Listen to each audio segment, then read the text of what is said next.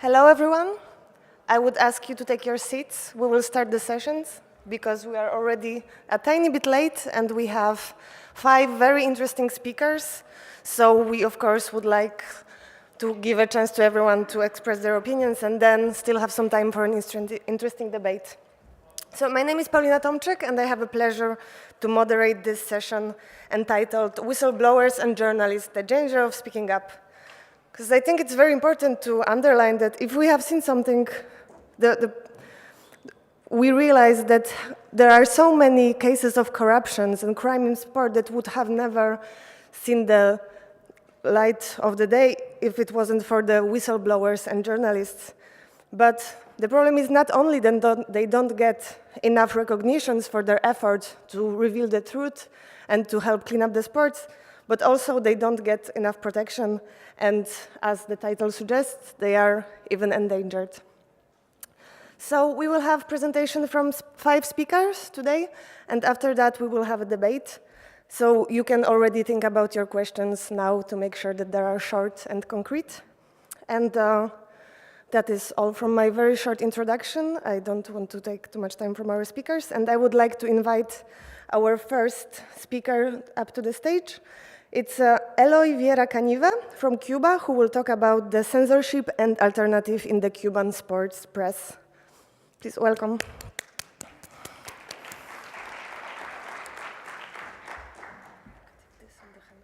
Yes, thank you. Okay, good morning. My name is Eloy Viera. I came from Cuba, and I'm a lawyer, a blogger, and also I work for a foundation, Collective More Voices Foundation.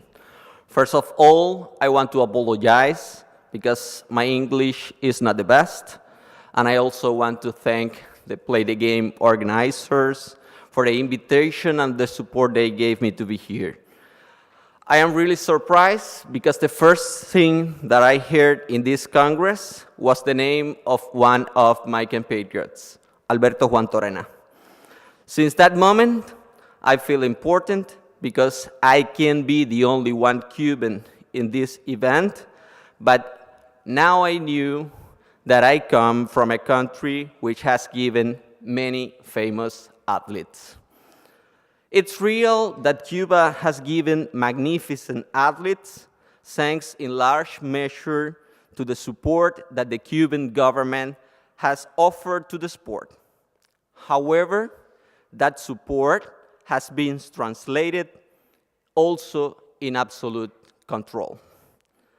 That control has been extended to the sport and especially to the press that reflects it. How do they do that? Simply. In Cuba, the independent press is considered a crime. How do they do that? They use criminal law, and also they use the Constitution. I will use just simple examples. For example, our Constitution establishes the freedom of press, but is always conditioned to the purposes of the socialist state. The simple question is, who established those purposes? The same government who established the Constitution in 1976. Also, our Constitution recognizes the freedom of speech, but it's common in our regulations find conditions for everything. The freedom of speech in Cuba is conditioned to the exercise of that right within the official organizations created by the government. You cannot create your own organization in Cuba. The government has also established a broad catalog of crimes that can be used to criminalize independent press activity. I will just use simple example. Outrage is a crime defined, aimed to punish all that people do offense in any way, public charge. Offense or denounce public charge is a common activity in press because you have to denounce corruption always if you have the arguments. In Cuba, you cannot do that because it is considered a crime even if you have the arguments. Also, you cannot offend or denounce different public churches, beginning from the president of the state until the members of the Congress. We have also a very common felony, a very common crime in communist societies, enemy propaganda. You cannot use, you cannot distribute information trying to change the order of the things in Cuba. But the most common crime that the government used to punish the whistleblowers and independent journalists in Cuba is illicit economic activity. What's that? It's a crime aimed to punish against the independent whistleblowers and journalists because the state tried to punish all lucrative activities that are not authorized by the state. I will put you some example. It's very simple. In every country, you can use a law principle. It is permitted everything that is not prohibited. But in Cuba, it's totally the opposite. Everything that is not strictly permitted is prohibited. So, the state do not allow independent journalists. The state do not allow whistleblogger as an economic activity. But to survive, they need money from foreign partners, from foreign press media. So they need foreign support. They need money. They need earn money to survive. That's what the state used to punish their activity. Also, one of the most serious problems in Cuba in relation to the repression of the independent press is the duplicity in criminal regulation. In addition to the aforementioned crimes of the penal code, the government established a special law to repress the expression of different opinions. That law is the law number 80A, and established, for example, that everybody who collaborates by any means with foreign medias can be in jail from 2 to 5 years. The states control everything in Cuba, even sports. So sports have been used as a government propaganda. But that situation is changing since the 90s. With the fall of the socialist camp in Eastern Europe, the sports system has been cracking. The loss of resources and the exodus of our best athletes have made this possible. But all those athletes who have left the island have been despised by the Cuban government and forgotten in the official press. Since 2014, when the Cuban government enabled the first public connection hotspot, alternative media and whistlebloggers began to appear. They tried to occupy the virtual space to counterattack the controlled information of the officials' medias. Among those alternative press medias, the Playoff magazine stands out. Dedicated exclusively to sports, it offers a critical vision of the Cuban sport management model and promotes the results of Cuban sports inside and outside of Cuba. In recent months, the government's discourse related with the alternative press have been radicalized. They have considered, for example, that Playoff is a subversive outlet because Playoff promote commercial image of Cuban athletes, professional careers of Cuban athletes abroad, and the change in the governability of the Cuban sports model. The question is, why, if those medias had been tolerated since 2014, even when they can use that regulation that I showed you before, now is when the speech of the government against them is radicalized? Very simple. First, we are subsisting in a virtual world, and Cuba, until today, is a disconnected country.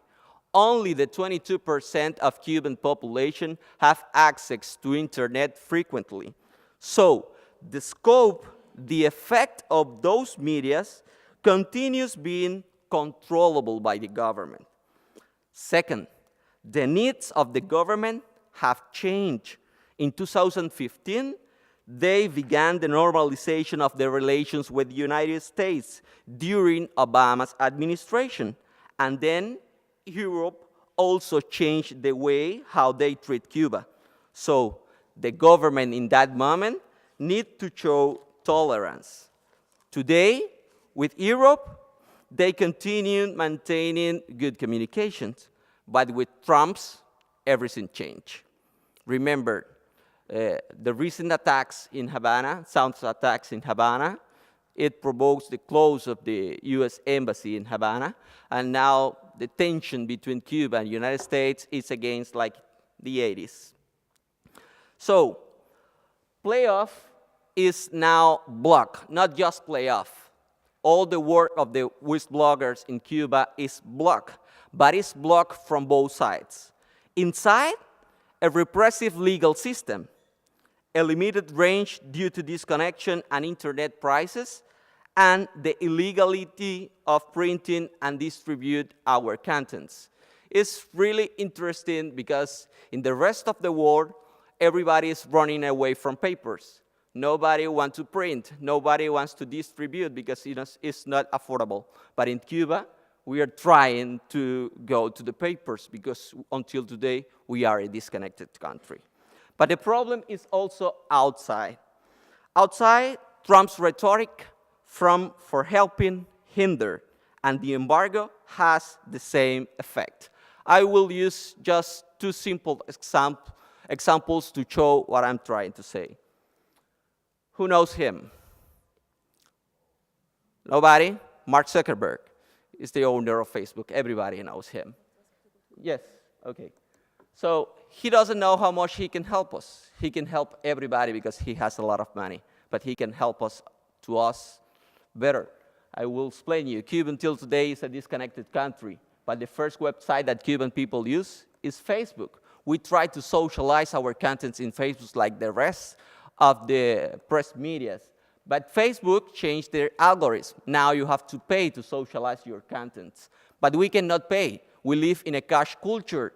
We cannot use campaigns in Facebook even if we have money because Facebook do not allow Cuban people who live in Cuba to use international online getaways just because of the embargo.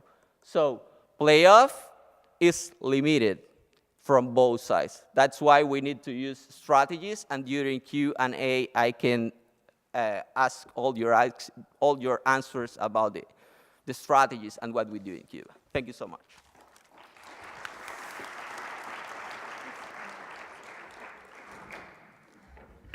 Thank you very much, Eloy, Viera, and I'm sorry to be so strict on time, but as I said, we have many speakers, so it's important that everyone has the right to speak. So now I would like to invite Kirsten Sparre from Danish School of Media and Journalism and Aarhus University, who will speak about the dangers of sports journalism. Kirsten, please.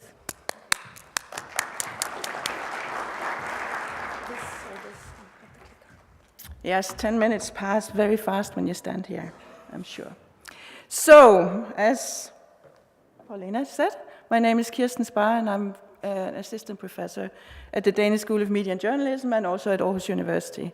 However, as some of you may know, I have been involved with Play the Game for a very long time.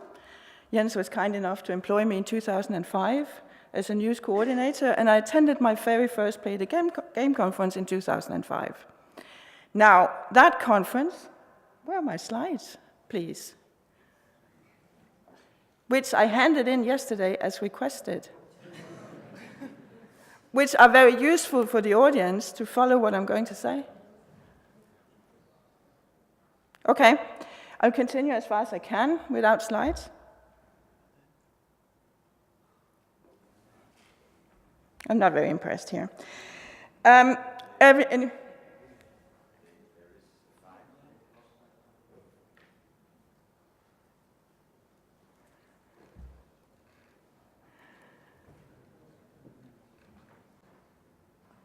I'll carry on as far as I can.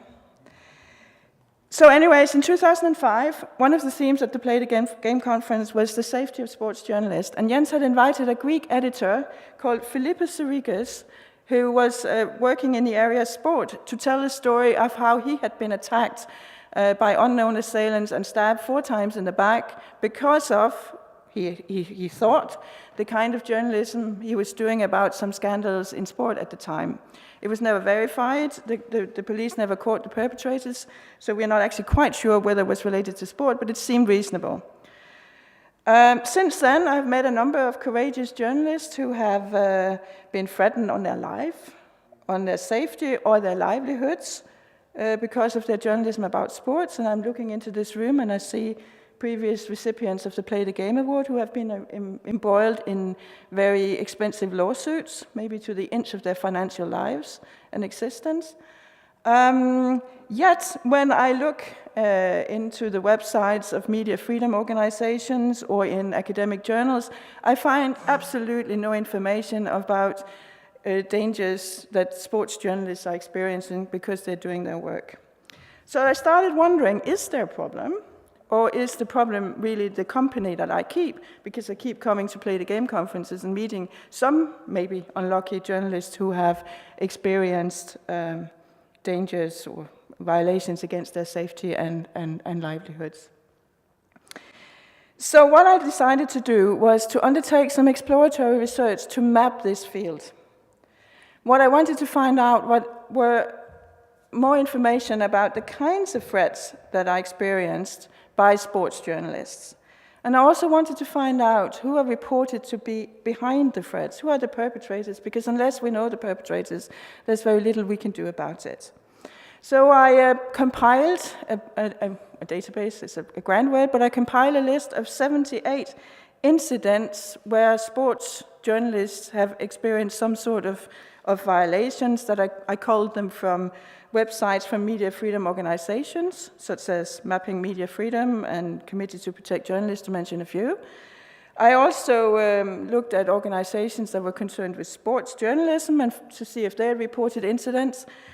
They could be the Sports Journalism Association, and then I did a wide search on the internet and found a number of reports in news media. And what I wanted to show you, if I'd had the slides, it's coming, is that I first looked at where the violations took place. Are there special places in the world that's more dangerous? Yes. That are more dangerous to sports journalists than others. In my little sample, there were incidents reported from 35 different countries on 6 different continents. All types of political regimes were represented. So it leads me to conclude that violations against sports journalists can and do happen everywhere. I also looked at the types of sport that these incidents were reported in relation to, and it turned out that 50 incidents out of the 78 were related to football. Now, this leads to a question. Does this mean that there is a particular problem in football? I don't know. It could also be that football is perhaps the most, or is the global media sport, is the most heavily reported sport. Other surveys have showed, so maybe there's been more attention to violations against sports journalists in this particular area because there is, in general, more media attention paid to it. And then I have to do something, I guess. Here is the list of the different types of violations that I found within the 78 reports.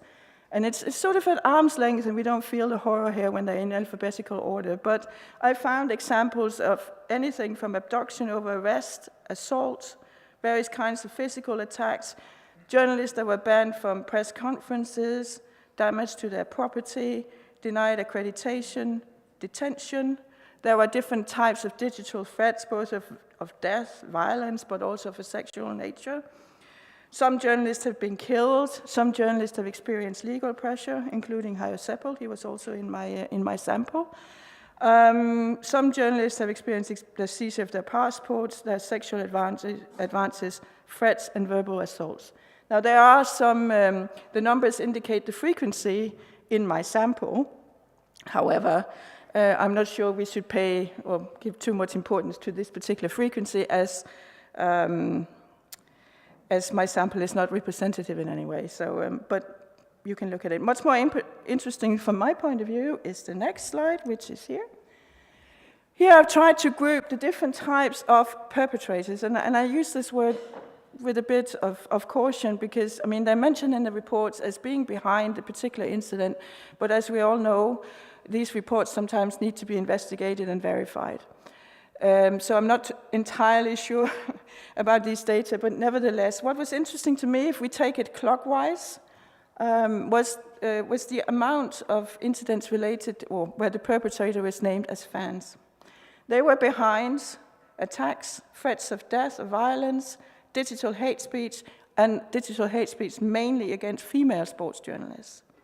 Moving on into the mixed zone, there were, athletes, sports coaches, and other officials involved with the mixed zone were reported as being behind verbal and sexual assaults, physical assaults, sorry. And there's also a certain amount of sexual abuse of female sports journalists. There is the locker room culture issue, where women have to go into the locker rooms of male athletes to obtain quotes, and it's not a very nice experience for some. Maybe it's a North American issue more than a European one. But also on-air assaults where athletes have behaved inappropriately towards female journalists.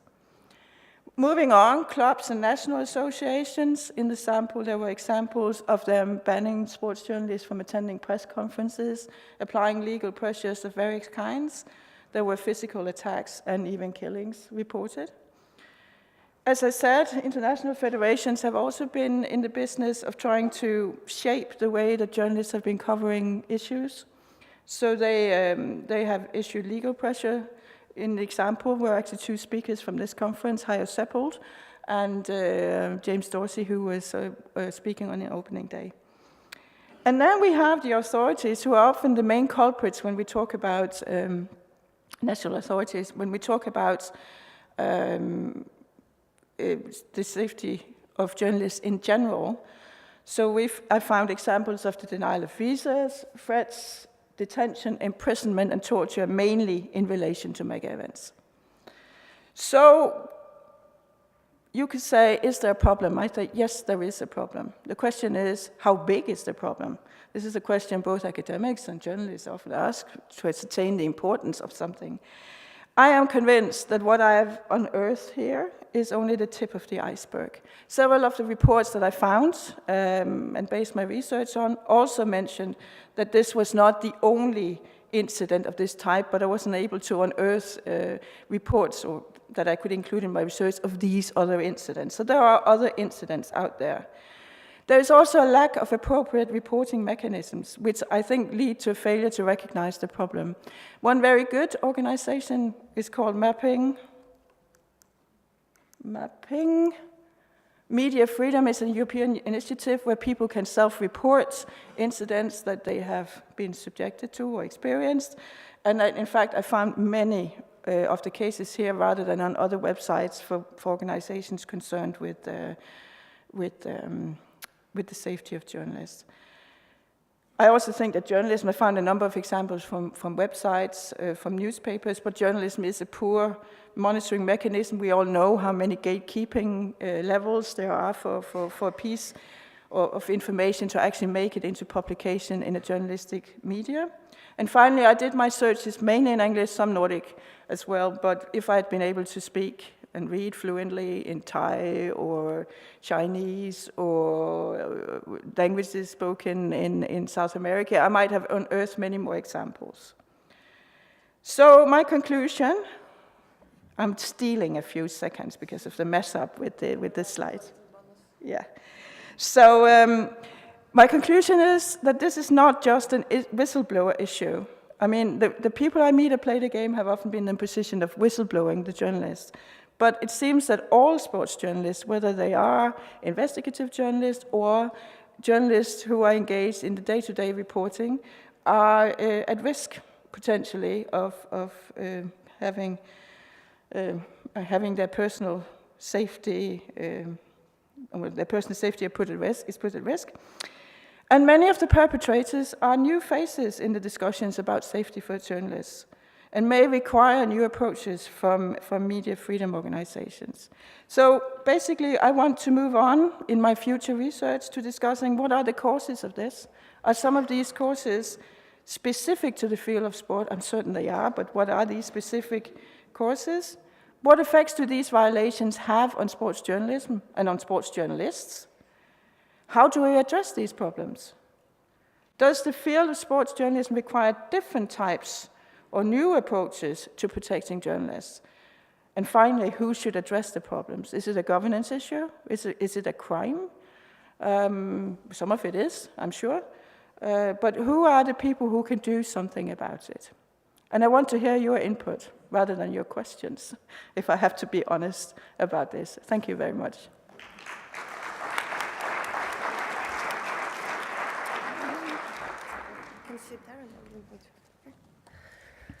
Thank you very much, Kirsten. And now I would like to invite José Luis Pérez Triviño, who is a law professor from Spain and who will give us a perspective on whistleblowing in sport and some moral and psychological problems.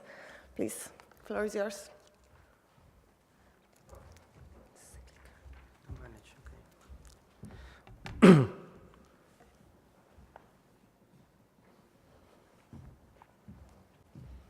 We have this presentation, I hope.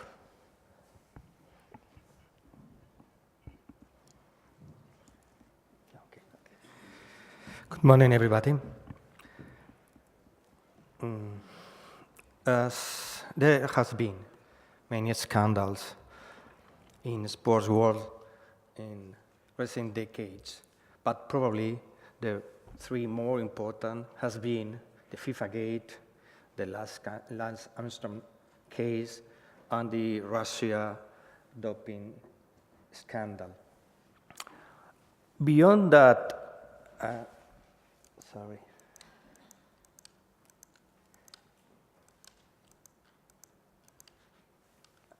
what they have in common, beyond that, the harm produced to the image and reputation of in a sport, is that there has been the contribution of whistleblowers in order to reveal some crucial information about the irregularities committed for these organizations. In the case of FIFA, two women, Benita Mercedes and Federer Al-Mahid. In the case of Russia scandal, the revelation of the couple, Stepanov couple, the runner, and Vitaly Stepanov, who were an employee from Rusada. And finally, in the case of Lance Armstrong, the contribution of 11 of cyclists that belong to its US postal team. Without the courage of these people, probably the investigation taken couldn't have had crucial evidence to the accusation. For that reason, now the most important sport organizations has the question, the issue of whistleblowing as a hot question. For example, UCI anti-doping rules establish the requirement on riders and support personnel to report any anti-doping rule violation. FIFA set up a reporting mechanism, a portal that offers an opportunity for employees, persons bound to the FIFA, to notify potential violations. IOC established as well a whistleblower hotline. And the director of WADA, Oliver Nigli, announced in July that as I begin my mandate as Director General, WADA will focus ever more on key priorities, which include implementing a new whistleblower program. This year, WADA launched a platform for whistleblowing called Speak Up.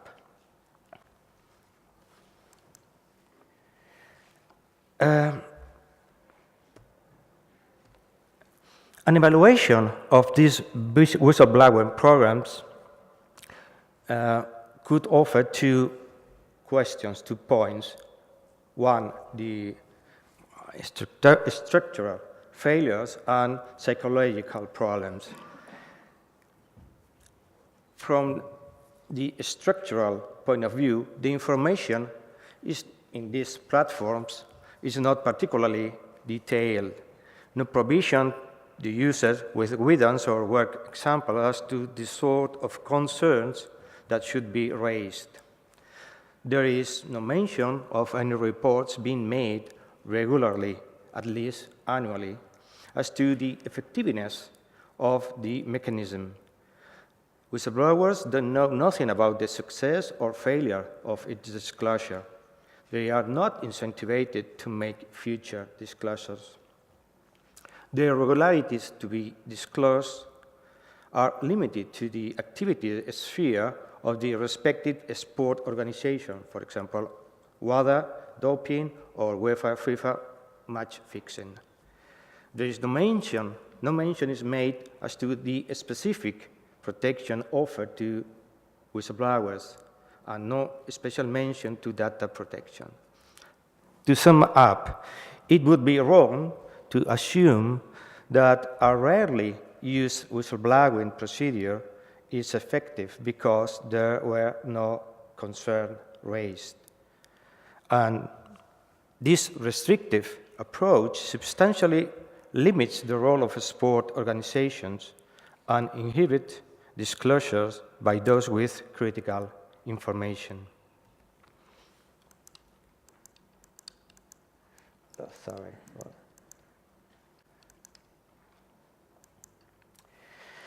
From the psychological point of view, discuss results of official reporting channels in sports organizations demands questioning the particularity of sport as a social sphere, especially refractory to the emergence of whistleblowers. In addition to the general causes that explain the reluctance to report of employees, social stigmatization, fear of losing job or suffer retaliation from the organization, there is another phenomenon that explains this passivity in disclosing of infractions in the sporting sphere. Omerta. Omerta is a convention that is most of the time implicit among team members to keep wrongdoings in secret.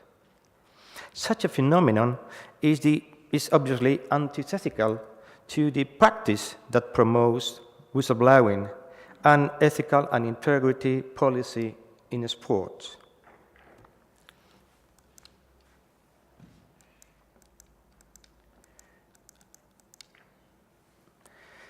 The fight for integrity in sport demands the recognition by the governing bodies that there is a culture of omerta among athletes and managers. Breaking such code is essential to promote whistleblowers, and achieving these goals requires offering them protection against internal and external threats.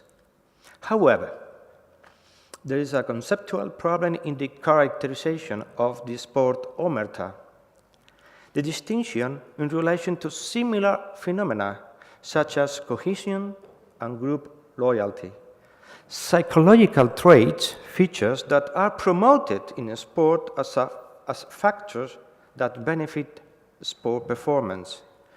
Cohesion and loyalty can be the previous step and the objective condition prior to omerta, because they generate a false consensus effect in which the members of the group perceive their own action as common behaviors.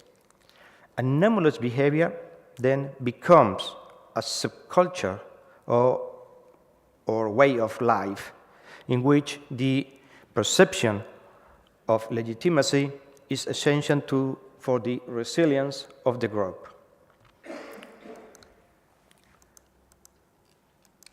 But how can we explain the jump from cohesive and loyal behaviors, which in most cases are positive for the team performance, to behaviors that are contrary to ethics or law? It could be interesting applying to sports the contribution of group psychology, even neuroscience, and the explanation of some determinant bias to a blind obedience to the group. A basic contribution comes as well from sociology of organizations.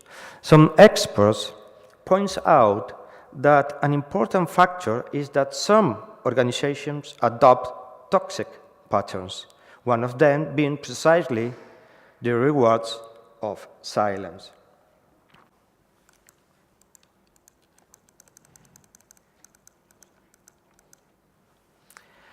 A toxic organization culture is characterized by, first, poor communication of ethical standards, weak credibility of leaders, widespread lack of personal accountability for reporting or correcting organizational wrongdoing, lack of support for employee decision-making, rewarding employees' silence, punishing internal reporting, and inadequate access to legitimate reporting channels. To sum up, to promote an ethical code among the members of a sports team implies to set up policies against these traits common in toxic organizations. That's the way of avoiding that loyalty and cohesion becomes omerta. Thank you very much.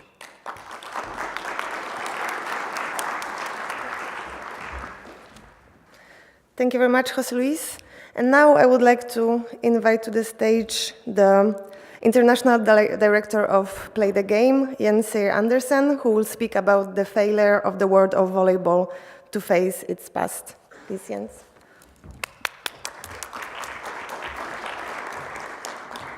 Thank you. I cannot promise you a very colorful or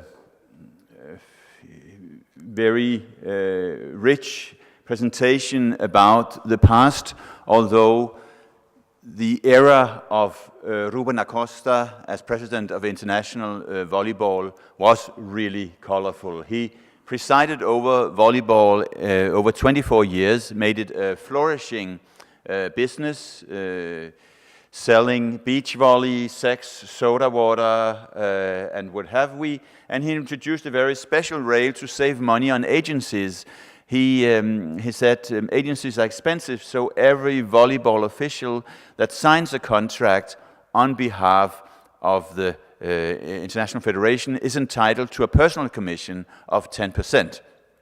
Then there was another less official rule, which was that the FIVB president signs all contracts. When that stirred some controversy inside the federation, because other people felt they were also entitled to a share of the fortunes, there was a code of conduct, which is something we appreciate a lot. And one of the elements of code of conduct was exactly as we have seen from Cuba. Perhaps they learned something from the FIVB, or they were already able to, that any volleyball leader that would criticize volleyball institutions, criticize the sports or its institutions, to what they called volleyball foreign institutions like the media or the IOC, they could be suspended by the president and excluded by the General Assembly, and that rule effectively eradicated some about a dozen well-merited international volleyball leaders. He was convicted of falsifying the accounts in the year 2000 because that year he had a particularly generous bonus personally, but a judge in Lausanne decided that this had no criminal intent, so he was acquitted. In that way, there was a case building up against him, and he actually was pushed out of the IOC in 2004. He withdrew, of course, not because of any wrongdoings, but because of age and wanting to focus on volleyball and so on. and the IOC never published what they had against him, and that was quite a lot. All in all, the present regime of volleyball recognizes that in this way, Ruben Acosta got away with around $40 million,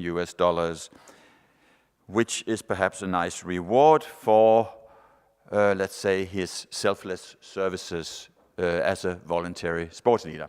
I felt I need this summary to so you can understand the background for what then happened. Because one of the men, well, by the way, Acosta still claims that the FIVB owes him $4 to $5 million for contracts that he signed, but that was in function after he left the organization. So there's a court case in Lausanne, has been running for years. And he may have a good case, actually, because everybody who is now leading world volleyball was around him at the time and said, yes, Mr. President. Well, there is a man who was instrumental in uncovering and reporting on what Ruben Acosta made as president, and that is Mario Goichman from Argentina, formerly a wealthy businessman who, although he may have been quite chaotic in his leadership, was also very frank, and there has not really been anyone who has been able to point at something he had done wrong for his own private to his own private benefit. Goichman was the organizer under very difficult circumstances for the 2002 World Championships. Argentina was a broke country at the time. It was not easy, and he had to guarantee personally for bank loans to finance the championships. He says that the FIVB owes him at the time $750,000 as the commissions owed not to him, in fact, but to the then Argentine Federation of Volleyball, which was later dissolved by the FIVB president, or thrown out of the FIVB together with Goichman, because Goichman made perhaps the tactical failure to start criticizing the FIVB president at the time where the FIVB was still owing him money. As a result of a year-long fight against, and I would say a very, very a personal lifestyle, also focused completely on reivindicating himself and fighting for justice, Goichman was finally evicted from his house in 2012, and all his belongings were on compulsory auction in 2013. He now lives in the outskirts of Buenos Aires in a very modest rented house. He is on the verge of being homeless constantly. He is desperate, suicidal. He is ruined psychologically and financially. We have over the years supported him, trying to go to the IOC, to the Pan American Sports Organization, to various Argentine institutions, and they always listen with generous interest and do absolutely nothing.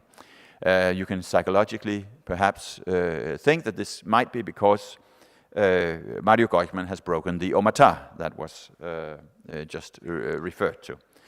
Well, anyway, actually, to our big surprise, we made some comments last year, and this when the FIVB Congress came to Buenos Aires too, to the Hilton Hotel, while Mario Goichman was writing to me that he was actually getting thrown out of his house. So I wrote a comment on the Play the Game website, and this may have been one of the causes, because we know they follow us closely. They salute to the FIVB if they watch this.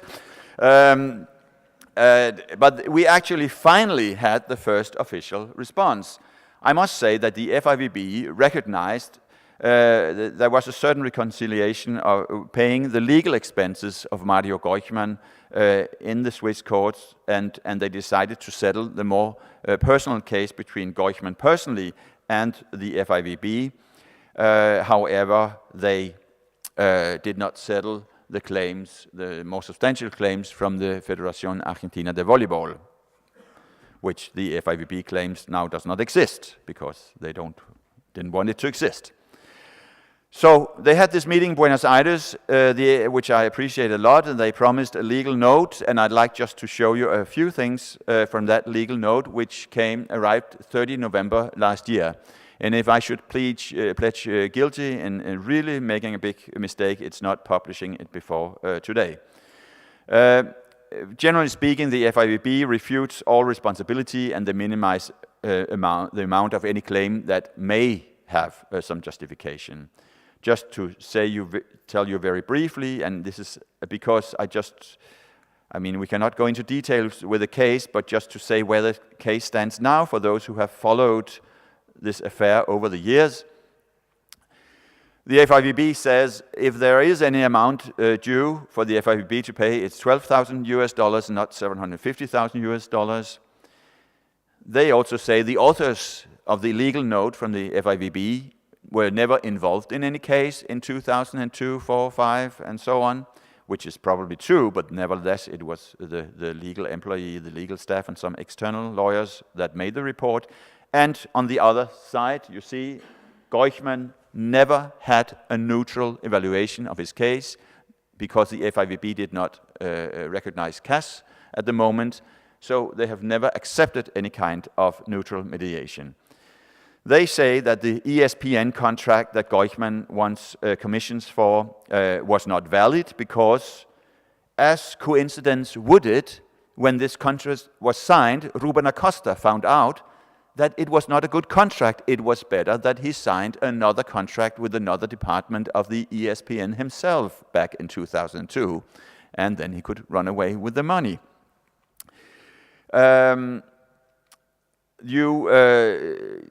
They also say that Goichman promised to basically remain silent and renounce any claims in 2010.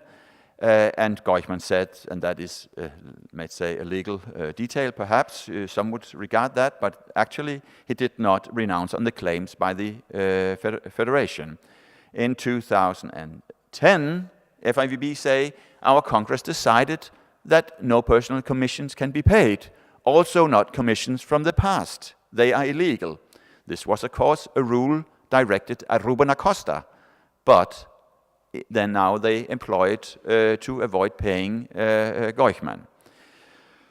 The 2002 accounts for the World Cup, they say in Argentina, but this was signed by people in 7 November, and Goichman says, yes, this was people handpicked by Acosta, and they were not representative of the Federation.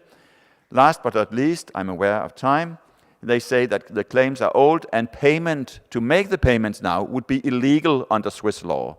This is a very interesting viewpoint that although I'm not a lawyer, have very difficult to see any relevance for.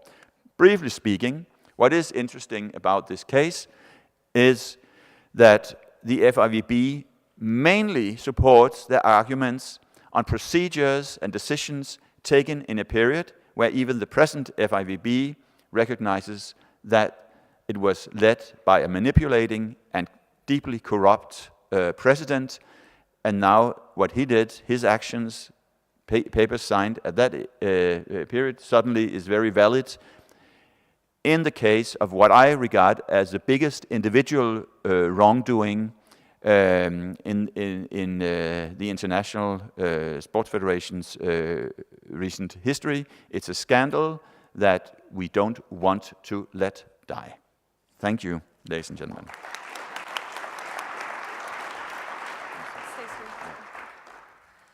Thank you, Jens. So our final speaker of the day is Hajo Seppelt, a journalist from Germany, who will speak about a very intriguing title of his presentation, The Lady in Red and Other Risks. Please, Hajo, welcome.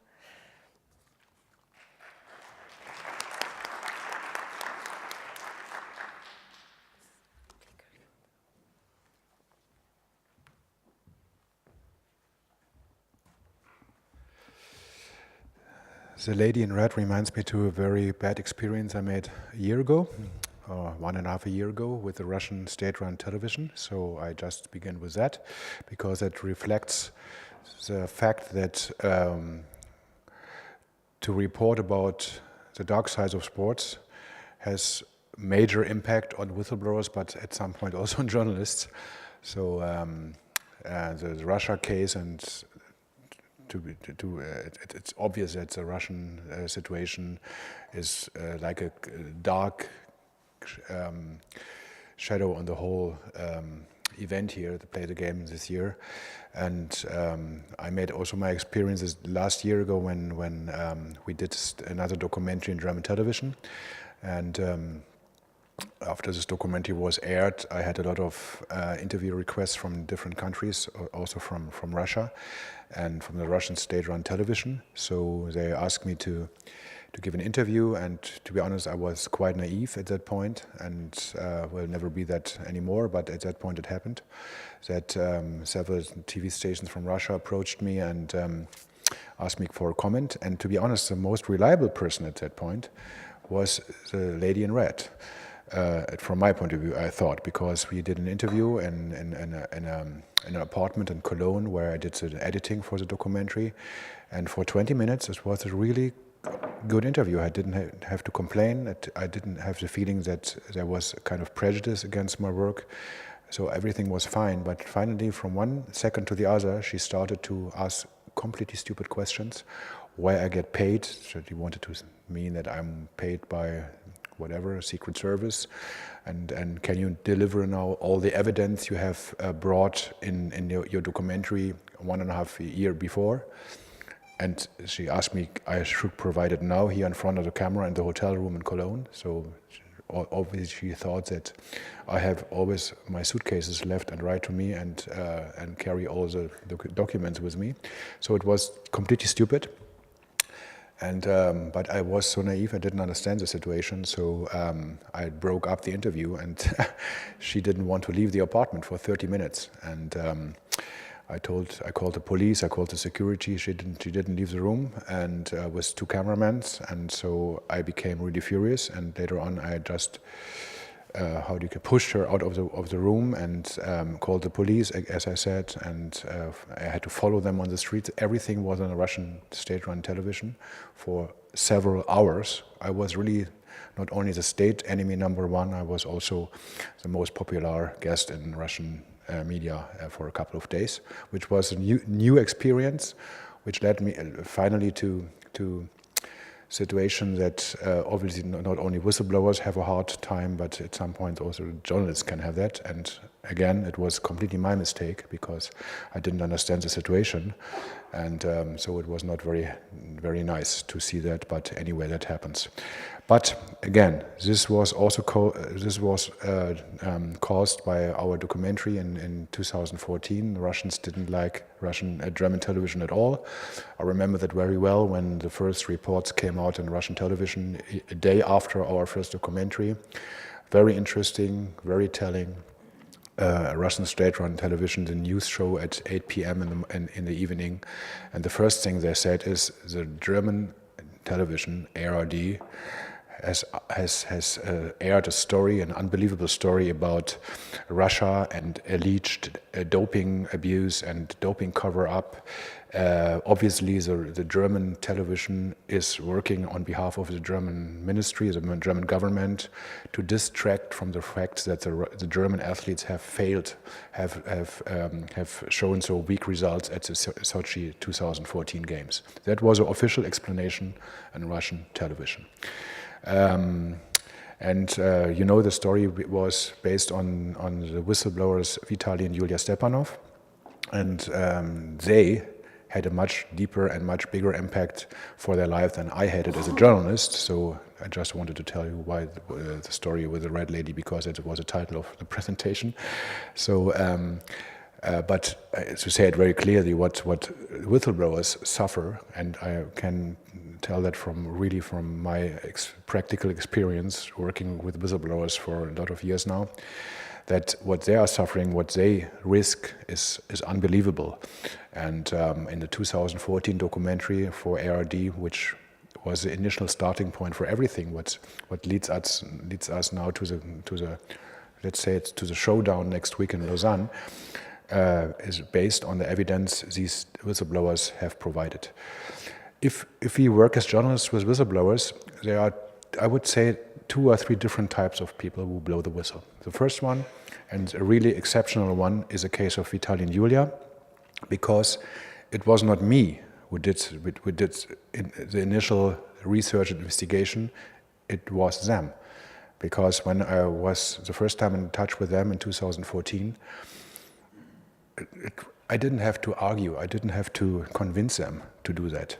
They offered me the evidence. They told me, look, I have done this recording, and it might be worthwhile to do another recording with this athlete, with this coach, with doctor. That might be helpful to make your evidence even stronger.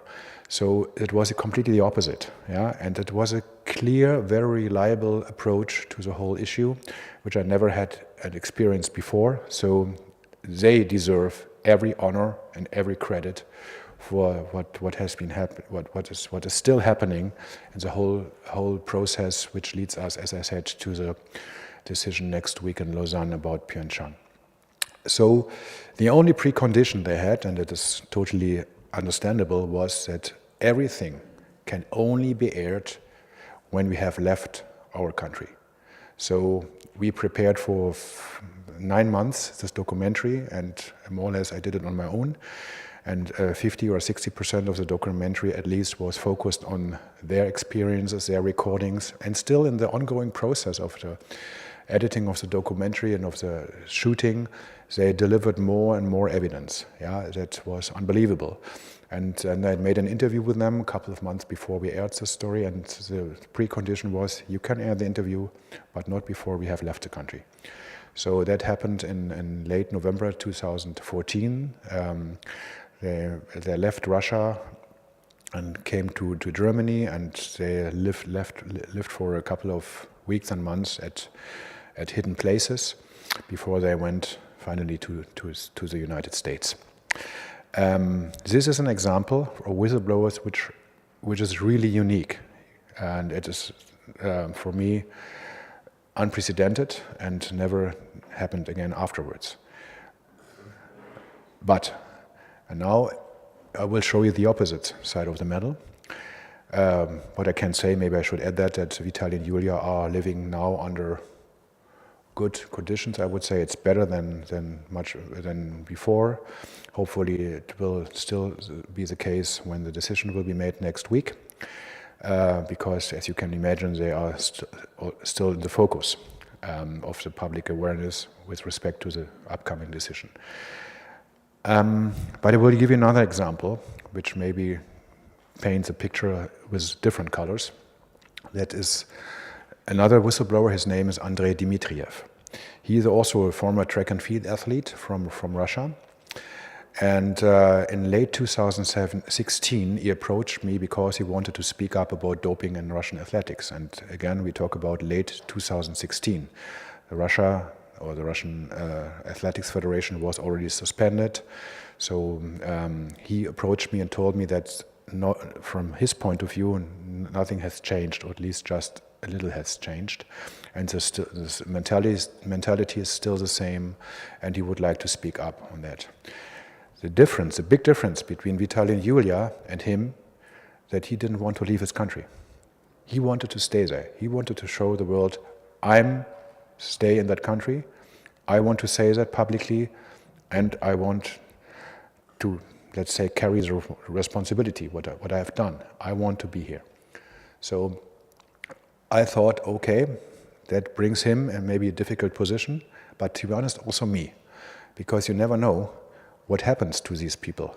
So if they are aware of the risks, they might have to, they might face in future if they talk in that way. So for me it was difficult, to be honest. I'm a journalist. I want to publish news. That's what I want to do. That is my original goal of my work. I want to show this side of sports. On the other hand, there is an individual person maybe taking a lot of risks, and maybe unforeseeable risks. You don't know what will happen. I never had that situation on that level before.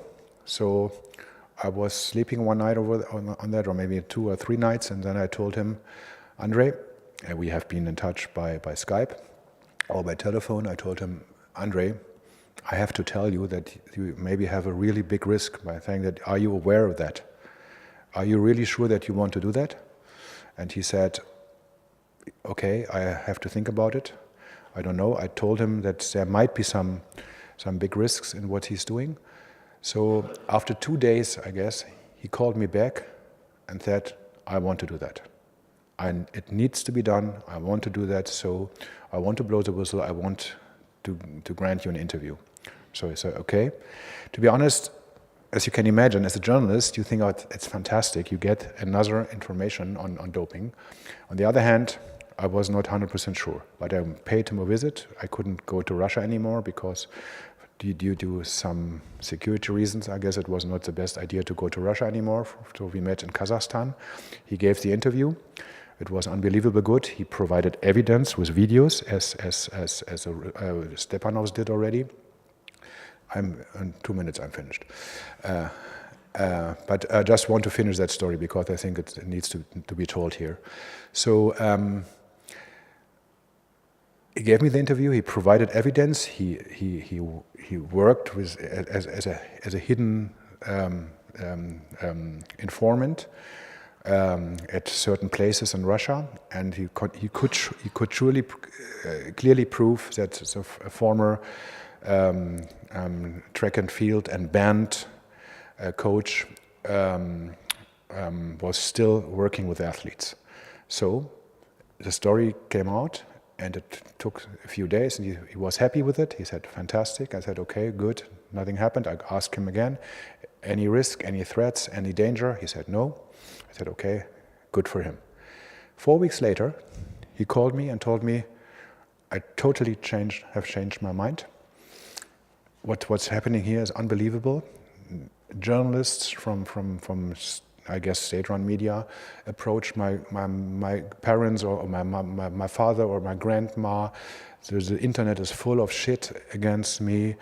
Obviously, he underestimated the reactions. And then after 4 weeks, he told me, I want to leave Russia. I said, okay, okay. ARD is a network for TV and radio, but that's a bad joke, but we are not a travel agency. So I said, what we can do, but this was our responsibility. So it took half a year for him, because he wanted to leave Russia immediately. Yeah, he couldn't stand it anymore there, and he said, I'm leaving now to go whatever country it was, I don't remember. But the problem for him was that he had only 3 weeks or 6 weeks time in that country before his visa expired again. So he had to move from one country to the other. So it was a real odyssey for a couple of months. He moved, I think he was in Thailand, in South Korea, in Lebanon, in Philippines, everywhere. He was everywhere. He just was jumping around. And in the meantime, we had to take care. I can't go too much into detail here, but we had to take care of him to sort out what is the best way to leave the country. What I have to say, and this is really what I'm really grateful for that there are some politicians in Germany really, really helpful, and they did a really confidential, fantastic job. It needed some months, but after 6 months, Andrei Dimitriev finally arrived in Germany, and he's now, so far as I know, I'm not in touch since a couple of weeks, so I don't know the current status, but he's now applying for asylum in Germany and has a new life, and he's happy. That at least what I heard from the last time. So in a way, I'm released that nothing happened to him, but this shows the other side of the medal, and it gave me the feeling afterwards, was it the right decision what I did, just for one story in German TV, to make a life of a person so different? I'm happy now because he's happy, which is good, but it could be also exactly the opposite. So you have to always find a balance when you do that job. How far can you go? And to be honest, I don't have a final answer on that. Thank you.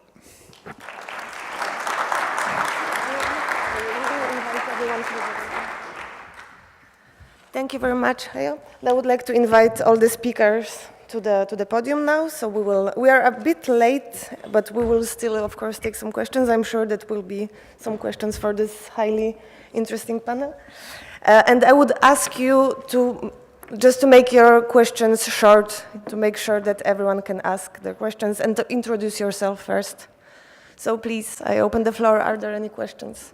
Okay, we already have one here and one here.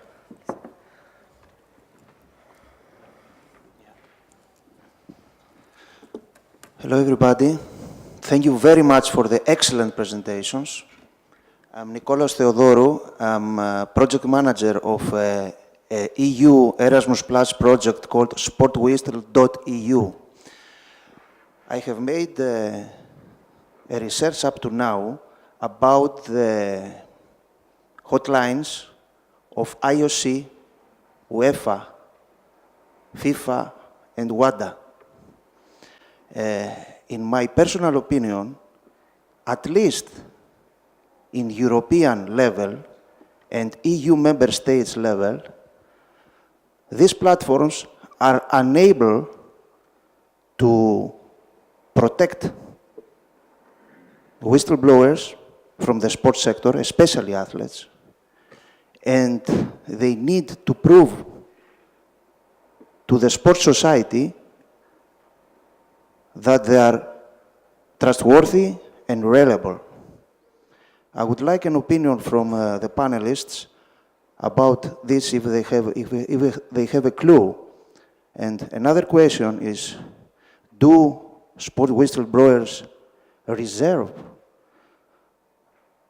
the Olympic medal and not the snitch medal? Who would like to take this question first? Can I answer on that? Because the way the IOC is dealing with whistleblowers, it's very telling. I will never forget one situation, and I don't know the exact quote anymore, but Jens, maybe you have been in the room at the press conference in Rio 2016 when Thomas Bach was asked about Julia Stepanova, and his quote was more or less, the IOC is not responsible for what might Julia Stepanova has to face in terms of security reasons, something like that. I don't remember that. That was so telling and showed me that there's obviously no, let's say, emotional approach to the matter. It's just a legal thing for them. That was really telling. And the best thing is, after the Olympics, after the whole mess was public and everyone knew that the biggest mistake from the IOC was before the Rio Games not to allow Julia Stepanova to compete at the Rio Games, but instead to tell the whole world that she didn't fulfill the ethical criteria for competing in Rio. That was the one side of the medal. The other side of the medal was that WADA, at that point, I simply don't understand that, did not offer any real financial support for the huge impact in the fight and against doping. The opposite, people in WADA told me that because of our work they had to spend $1 million for the first IC. So I said, that's interesting, it's obviously a matter of money. And later on, the IOC met with the Stepanovs and made an agreement to pay them a kind of, I don't know how to say it in English. No, I wouldn't call it compensation, but stipendium, I don't know the English word. A grant, yeah. So they are now, at least partially, get some funding from the IOC. Maybe the IOC thought that it might be kind of money to make sure that they are silent, but I can tell you they are not. They will always raise their voice, and they will do it again next week, I guess. Yeah. Thank you. Are there other comments from the panel? And I have to ask you, please, keep it short. Just a very short comment. The IOC made a whistleblower hotline in late 2014 or early 2015, I don't remember. But we have no official information whatsoever about how many reports they receive. It is basically an email address or a slot on a website where you can enter your requirement. We don't know the procedures, and whistleblowers do not know the procedures. What we know is that the ethics department of the IOC have very little capacity to investigate because there are very few people, and also it's an office that is fully dependent on the IOC president, which means that we are simply in the dark with regard to how that whistleblower line functions. Is it used? I have heard very unofficially that it's actually very much used, but then you must ask yourself what happens with all the information and is it efficient? There must be some kind of discretion in a whistleblower hotline. I think the setup WADA has made is really worth trying. At least they have put resources into it and they're marketing it, but we will have to see. Okay, we had another question there, and here in the mic is there. Hello, my name is John Cameron. I'm from Canada, and I have a concern with, it deals mostly with journalism and mega events. In mega events, we see news organizations and media organizations signing on as partners with the mega events, in particular the Olympics. We also see law enforcement agencies signing mega billion-dollar deals to supply security. And my concern is that those organizations, the priorities of those organizations can drift from protecting civil and human rights to protecting brands for the mega events that they're working with. And that can make it a very dangerous environment for journalists to work in. Do you have any comments on that? Who would like to take this question? Maybe Kirsten, I would suggest. Well, as I said at the end of my presentation, I'm at the beginning of this research project. I appreciate the concern that you raise, and in academic circles, they refer to the media sport complex as a sort of term for the very complicated interrelationships between the media and the world of sport. And you could argue, following what you're saying, that this particular relationship maybe is distorting the way or the conditions for journalists to work. And maybe if you are busy massaging the message all the time, it also gives you the perspective that it's okay to rough up or in other ways trying to influence journalists who might not be part of that particular media sport complex set up around certain events. Okay, we have another question, gentleman over there, and then here, please, let's get the mic. I'm a journalist from Germany, based in Austria, not only covering sport. To Kirsten, actually, I didn't find the figures that you presented us very shocking, rather reassuring. Isn't journalism a little bit dangerous? I looked up the numbers of journalists killed in 2016 on their job because of doing their job. It was, I think, 115. There are, of course, much more dangerous beats, like covering war, crime, corruption, politics. 6 journalists have been killed on covering culture. 2 have been killed covering sport in 2016. 2 is too many, but looking at the relationship, I would still think these numbers are not too shocking. Maybe a suggestion: look more at the quality, study the cases rather than the numbers. Just a comment. Okay. If you wish to reply to this comment? I do, actually, because it's been a running concern. I mean, I raised this issue with Jens when we were working together. I played a game. Should we look into this? And other figures, you know, is there a real problem here? And I think what the research I've done so far indicates, yes, there is a problem, but we don't know how big it is. We don't know how much importance it has for those who are experiencing it and how it impacts on journalism. But I actually do think it's worth investigating exactly in the light of the issue that John raised, namely the media sport complex and the growing sort of interrelationship between the world of sport and the world of media and the deals that are made in that room gives even more credence to this. And I also think we might, I mean, I was presenting this research at at a conference for academic researchers who were generally interested in the issue of safety for journalists under the auspices of UNESCO. And the reaction was like, so, no, is it really happening in sports as well? We didn't think that. And maybe we are also in danger of overlooking something. And as journalists, I have a degree in journalism myself, we're not impressed with small numbers, are we? No, we want big numbers before something is significant. But maybe, I honestly think that the number I presented here is the tip of the iceberg. I think there's more to look for. I will carry on, but maybe when we meet in 4 years, 6 years' time, I play the game.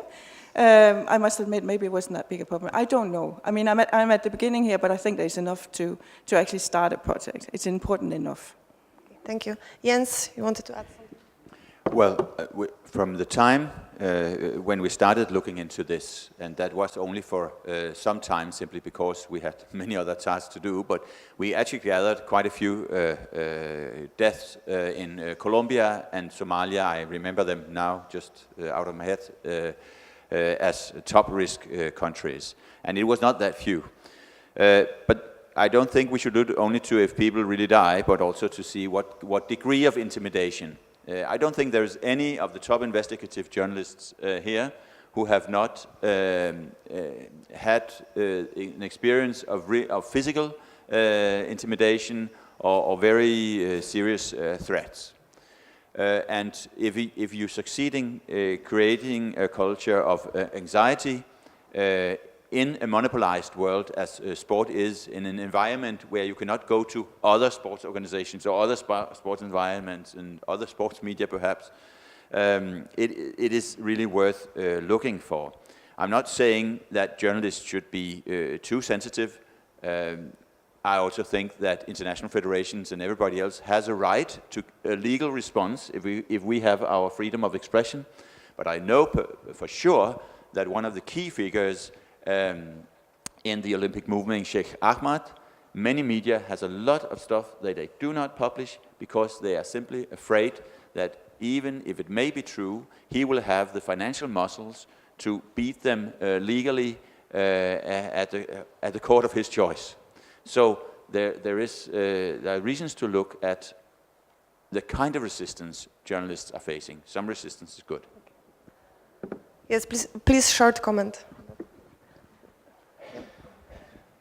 What we need is a completely cultural shift in sports journalism. If there are only a few in the world, then it's easy to attack them. If there's a big number of journalists working on the same issue, then it's getting more complicated for the stakeholders of sports to challenge them. So, again, what do I always say, to be honest, sports journalism needs a much higher level of intellectual understanding of how sport works. And that is a big problem in sports, that people think that we are partners. No, we are not partners. We are on the other side of the river, and people should understand that. But most of the officials, because they are socialized in a different way for many, many years, they are used to journalists who obviously do what they want them to do. So that is a problem. And if you don't have this cultural shift in journalism, and journalism in sports is nothing different than journalism in politics or in economics, whatever. If you don't change that, then we will have the same discussion in 10 years again. Okay. Thank you for this very important point. So we had one more question here and then, please go ahead. But we will take those two questions together, and then I will ask the panel to reflect on that question and add any final comments, as we are already very late. I was just hoping to hear a little more from Hajo about security concerns. You mentioned that you don't want to go to Russia. Was that something specific? I just wanted to hear a little bit more about the attempts to potential attempts to silence you, or your concerns about your security. Okay, and let's bring the mic, please, here to the gentleman. Hello, my name is Lovro Magdic from Croatian Radio Television, and as a sport journalist, I can confirm your excellent presentations, and congratulations to all of you, really. once again. And as Paulina said, short questions. So for Mr. Eloy, after your presentation, in which direction situation in Cuba will go through?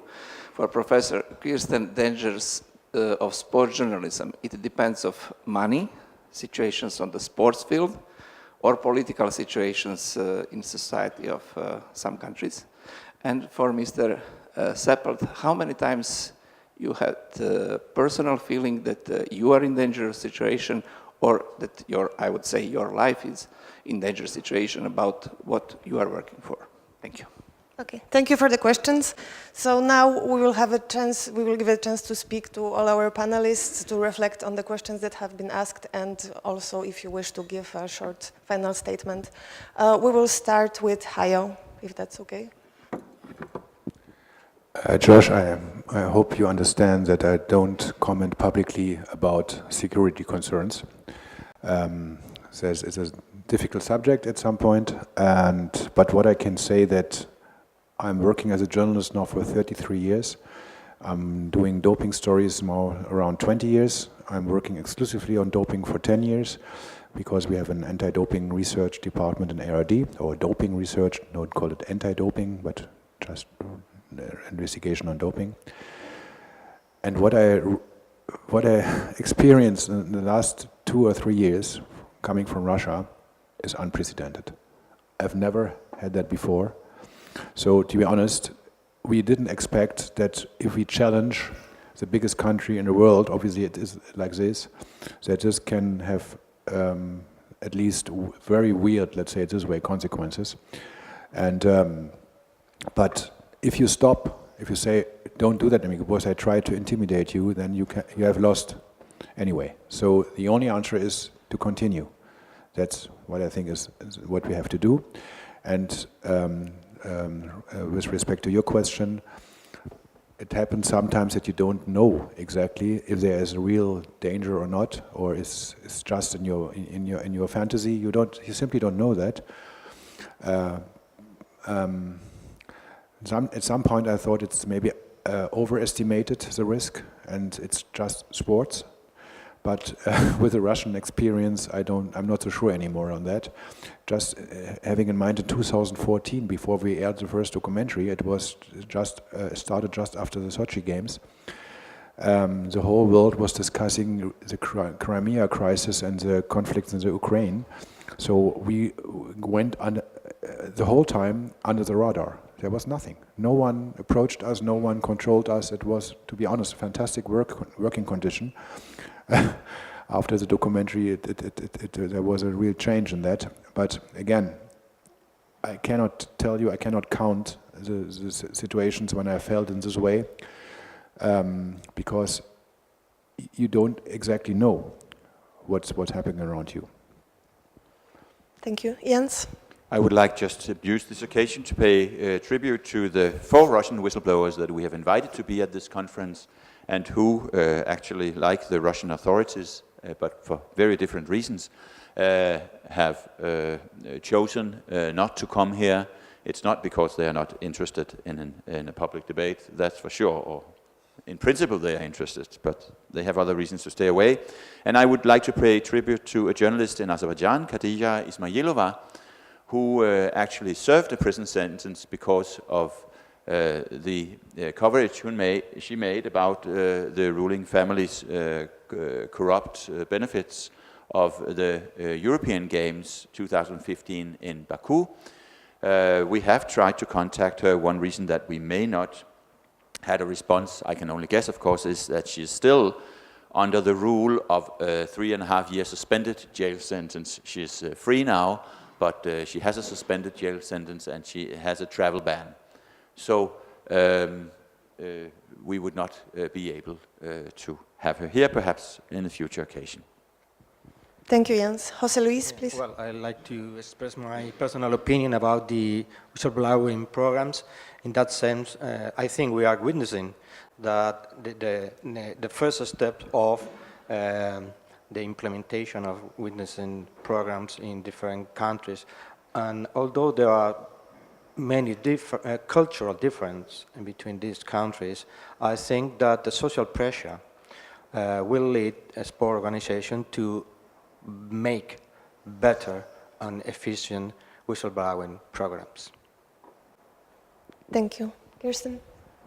Yes, I'm trying to think of something that can match what Jens just says, and I'm sure I can't come up with it. However, I would like to pay tribute perhaps to Play the Game in this particular context, because as Hajo said, it's very important that we understand the dynamics in sport. If we also want to understand the role and the dangers faced by journalists or whistleblowers.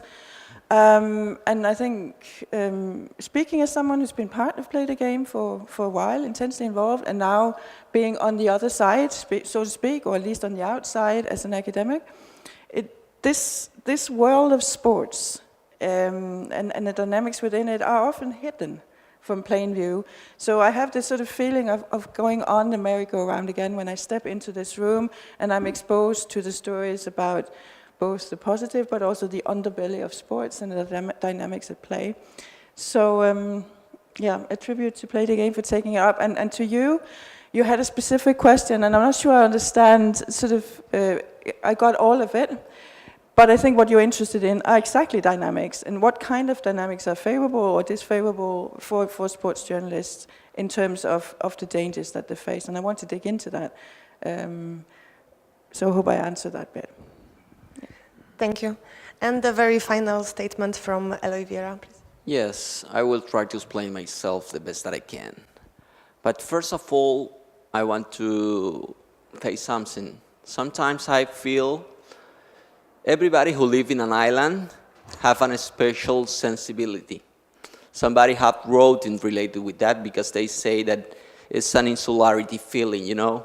We feel that all that happened with us is the worst things in the world or the best thing in the world. But in some point, when you come to this place, this kind of events, and you hear different experience, you have a whole picture of the situation. But in some point, you also recognize that your circumstances in some points are really bad. I just want to say something related with your question. I don't know which are our next steps. I just want to say that in Cuba, like in the rest of the systems that everything is controlled by the government, maybe you cannot feel directly physical threats, but you receive everyday psychological threat. And it is really difficult because, for example, I'm a professional, I work for an organization in Cuba, but in some point, if you want to be a lawyer, you just can't work with them. It's only one organization related with the government. But in some point you say, it's enough. I want to change my country. I don't know why. And also, you don't have connection with the rest of the world because you live in a disconnected island. When somebody asks related with the international mechanism of relations, IOC, I don't know, international court, nothing of that applies to Cuba. We have our own federations, we have very good athletes, we have very good sport movement, but just in action. We don't have governance in our sport model because everything in Cuba is related with politics. So when you try to speak about sports, in Cuba, you are talking about politics. Everything is related, and you are daily a threat. And we have another problem. I have to return. I don't have where to go. In Russia, in 4 weeks, you can abandon Russia, no matter if you have to travel around 7 countries, because your visa, you will lose your visa in those 7 countries. I cannot abandon Cuba. I live in an island. I need visa to go to everywhere. Thanks to Play the Game, I'm here, because Play the Game gave me a grant, because in Cuba, the average salary is $22. How can I earn the money to pay my bill to come here? How can I earn the money to obtain a bill in 4 weeks in Cuba? That's why in Cuba, we live every day, maybe not like in the rest of America. I have a lot of Latin American friends here that I knew here. They have a different reality. They have physical threats every day, but we have psychological threats. Everybody is dismissed in Cuba just because you cover sports or just because, in my case, you support some people in Cuba who want to speak different. I support them. You have to look for legal ways if you can find it. But it's not exactly easy. And also, I cannot abandon Cuba. I have to return, and I have to stay there. So when somebody asks me about which are our next steps, I don't know. We are just working. We are creating knowledge. We are trying to express ourselves. We are using a special offline mechanism of distribution, something that in Cuba we name el paquete semanal. It's a terabyte of information that some people join, and hand by hand is passed throughout all the country, and we put our contents inside that weekly package. We try to look for formulas. I don't know what's going to happen in Cuba, because I have a glass bowl and I throw it. Thank you. Thank you very much for this not very optimistic final statement, and we're very happy that you could share the insights of your work in Cuba with us at Play the Game. So thank you very much for participation in this session. Thank you to all the very interesting speakers. Please join me once again in the round of applause for all the speakers.